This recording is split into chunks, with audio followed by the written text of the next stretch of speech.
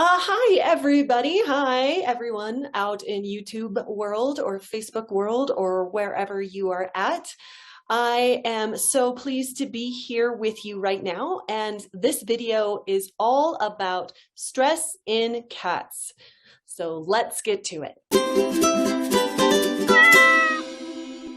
So you may be sitting there going, why am I watching a video about stress in cats? I'm stressed. Maybe we should be talking about my stress, right?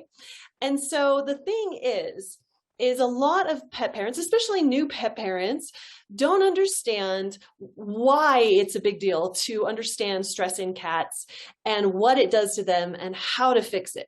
A lot of times they're noticing their cats are acting in a certain way or getting sick in a certain way, and they're not sure why. And they get frustrated at these animals, or they say maybe this cat is being spiteful and is mad at me, and so they're doing X, Y, or Z. But the truth of the matter is that cats get stressed. While we eliminated a certain set of disorders and diseases and problems by keeping the cats indoors, we created a whole new set of issues surrounding obesity and stress and boredom that actually cause a lot of problems, enough to negatively impact the quality and quantity of a cat's life. So let's talk about why these cats are getting stressed in the first place. Why are they so stressed out? They've got this lovely home to hang out in. They've got food available all the time. They have somebody to pet them. They have toys. They have cat treats. What the heck is going on? So the current domestic cat of today evolved from an African wild cat. The thing is about this cat, when it was in the wild, hundreds and hundreds of thousands of years ago, whenever, it was both predator to small animals and actually prey to larger animals. So this cat evolved to be hyper alert of its surroundings and to really be aware of when things might be not right and then take action. And we aren't always aware that this cat is demonstrating signs of stress because cats are good at hiding it, right? Remember, their ancestors, if they showed that they were stressed or sick or in pain, boom, they got eaten, they got hunted. So that's where you, as the pet parent, have to be a bit of a detective and understand what the signs of stress are and what's stressing your cat out so that you can help your cat. So there are a variety of signs that cats give that show that they are stressed. Let's talk about physical symptoms first. So one of the most common physical symptoms of stress in cats is litter box problems. So if your cat is having problems with the litter box, could be stress. And what do I mean when I talk about litter box problems? I mean going outside the litter box. I mean not going to the litter box as often as they should, and so they get constipated. I'm talking about when they squat in the litter box for a longer time than normal without producing any urine, or when they do produce urine, it's bloody, or they are vocalizing when they're producing urine, which means that it hurts. This, by the way, is called stress cystitis. Another big sign of stress in cats is over-grooming. So the cats normally lick themselves clean, right? That's a normal thing.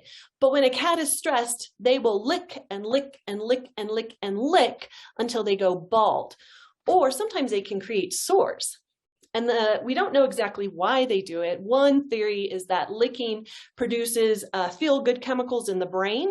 And so they're trying to make themselves feel better by licking, but then they go bald or they have sores. Other signs of stress in cats that are physical could be sleeping more, could be changes in weight, could be changes in appetite, either eating more than they used to or eating less. Could be that when you pet them, they have rippling or twitching skin down their backs. Sometimes that's followed up with a swat or a hiss. Other signs include cats that have chronic health problems, such as upper respiratory viral infections, such as herpes or colici or you name it, right? Those symptoms get worse. And that's because chronic stress actually lowers your immune system. It does it in humans, it does it in cats. And so chronic stress actually makes it harder for the cat to fight off infections. And so you may see this cat getting sicker more often.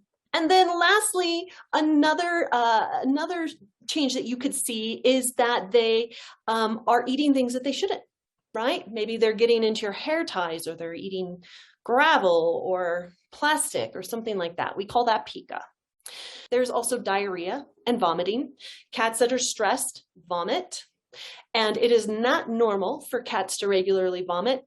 Sometimes cats have vomited for so long and for so regularly, of course their owners are going to think, well, I guess this is normal for this cat. But I can tell you that that's never normal. And it could be a sign that there's a problem with his system, or it could be stress. So we've talked about physical symptoms of stress in cats. What about behavioral? Well, there are many behavioral things that cats do when they are stressed. One of the main things that they do for male and for female cats actually is urine spraying. So urine spraying is when they actually will spray the urine out in order to mark something.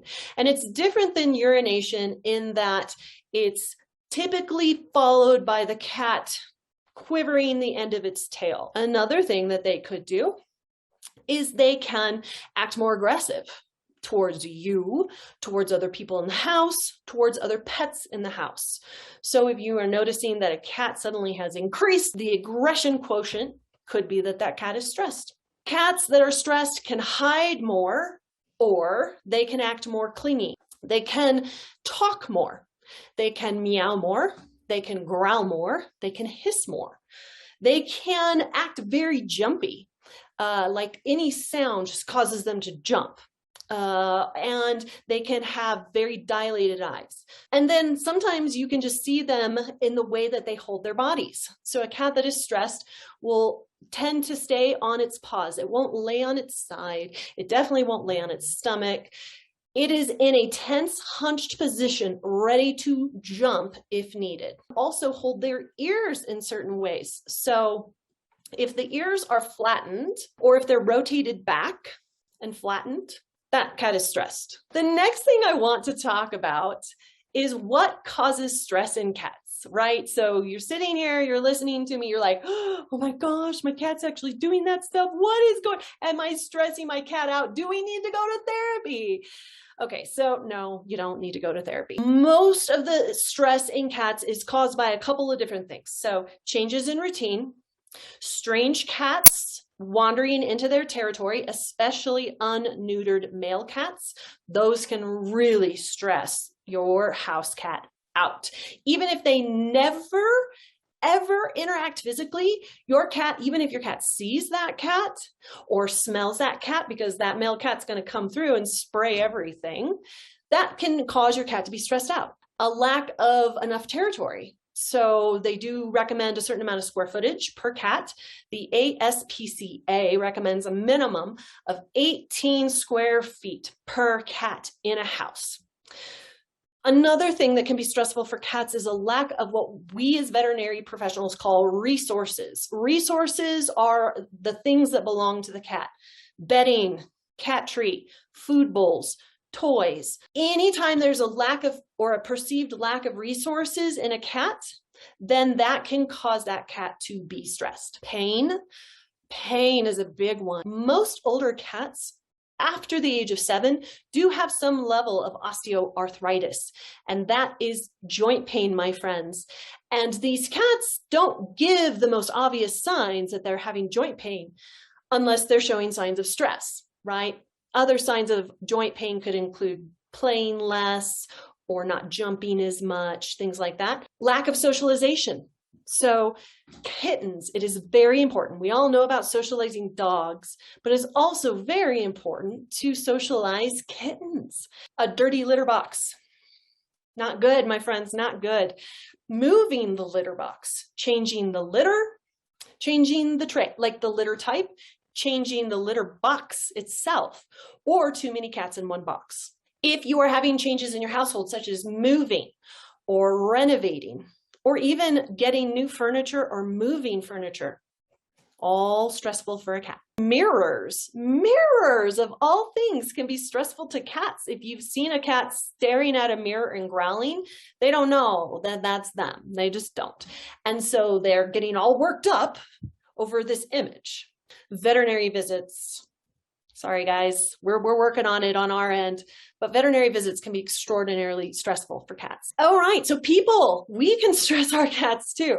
If you have visitors to your house, or if you have children in your house, or if you're adding a new baby to your house, or maybe somebody left, somebody went to college, or maybe your father-in-law moved in, all these changes can be sources of stress for your cat. Heavy scents from candles, essential oils, heavy detergents, things like that, those can really irritate your cat's nose, source of stress. And then lastly, a lack of scratching opportunities. Cats need to scratch. It is a normal behavior. It stretches all of their muscles all up and down their back. It stretches and helps the nails to stay trimmed and cleaned and not as long. And it also releases feel-good chemicals in a cat's brain.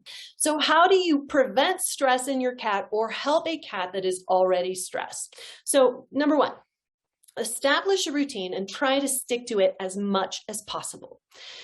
Feed your cat at the same day. Clean the litter at the same time every day. Clean the litter box at the same time every day. Try and have the play sessions at the same time every day. Those kind of things can really bring a lot of stability to a cat's mind.